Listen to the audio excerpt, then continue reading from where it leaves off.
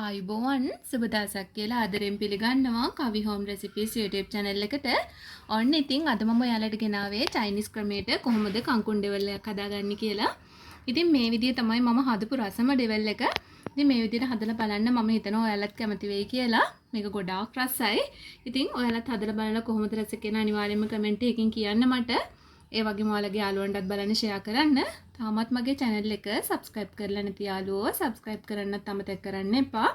එහෙමනම් එකතු වෙන්න මගේ මේ වීඩියෝ එකත් එක්ක මම කොහොමද මේ රසවත් කංකුන් ඩෙවල් එක හැදුවේ කියලා බලන්න.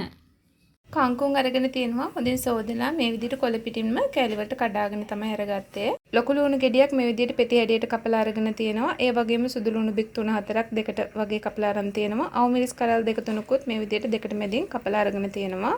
ගම්මිරිස් කුඩු තේ හැඳි කාලයි, මිරිස් කුඩු තේ හැඳි භාගයයි, ඒ වගේම ලුණු කුඩු තේ හැඳි භාගයක් විතර අරගෙන තියෙනවා. ලුණු අරගන්න ඔයාලගේ රස අවශ්‍ය ප්‍රමාණයට. ඒ වගේම කහ කුඩු පිංච් එකක් වගේ අරගෙන තියෙනවා. සීනි තේ හැඳි කාලක් අරන් තියෙනවා. කූනිසු ටිකක් අරගෙන තියෙනවා හොඳින් සෝදලා. තක්කාලි සෝස් මේස හැඳි 2යි, සෝයා සෝස් මේස හැඳි 1යි, කෝන් ෆ්ලවර් අරගෙන තියෙනවා තේ හැඳි 1ක්. මුලින්ම භාජනයක් අරගෙන අපි සෝස් එක හදාගමු. ඒකට මුලින්ම එකතු කරගන්නවා කෝන් ෆ්ලවර් තේ හැඳි 1.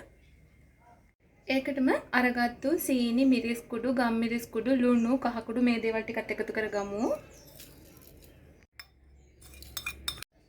ඒකටම සෝයා සෝස් මේස හැඳි එකකුත් එකතු කරමු. තක්කාලි සෝස් මේස හැඳි දෙකත් එකතු කරගන්නවා. මේකටම වතුර මේස හැඳි දෙකකුත් එකතු කරලා මේ ටික හොඳින් කලවම් කරගමු.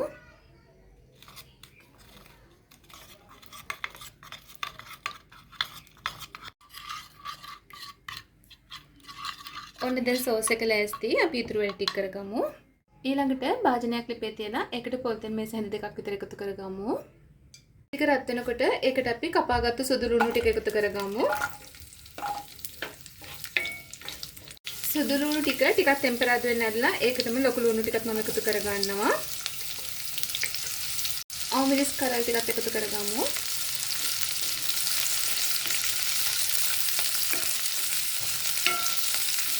ඊළඟට මම මේකට එකතු කරගන්නවා අරගත්තු කූනිසු ටික.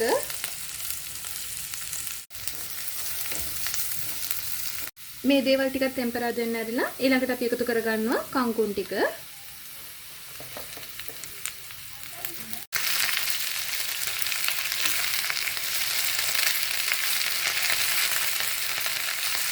විනාඩියක් වගේ යනකොට කොළ ටික මැලවිලා මෙන්න මේ ගානට එනවා. එතකොට අපි හදාගත්තු සෝස් එක එකතු කරගමු. සෝස් එක ටිකක් කලවම් කරලා අරගන්න. සෝස් එක එකතු කරගමු.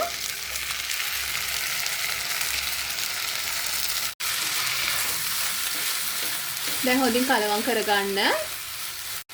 ඔන්න දැන් අපේ රසම රස කංකුන් ඩෙවල් එක ලෑස්ති. අපිට පුළුවන් මේක වෙන භාජනයකට රස කරගන්න.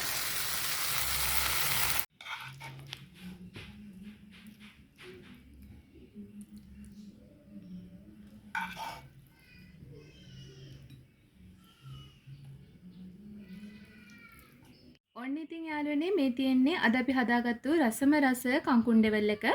මේක චයිනීස් ක්‍රමයක්. මේ විදිහට හදලා බලන්න. මේක ගොඩාක් රසයි. ඉතින් ඔයාලගේ යාළුවන්ටත් බලන්න ෂෙයා කරන්න. තාමත් මගේ channel එක subscribe කරපු නැති යාළුවෝ subscribe කරන්නත් අමතක කරන්න එපා. ඒ වගේම ළඟම තියෙන bell icon එක click කරන්න. එතකොට මම වීඩියෝ එකක් දාපු සැනින් ඔයාලට බලන්න පුළුවන්. මගේ වීඩියෝ එක බලුවට ඔයාලට ගොඩාක් ස්තුතියි. යලිත් අලුත් රසවත් වීඩියෝ එකකින් ආයෙමත් හමු වෙමු.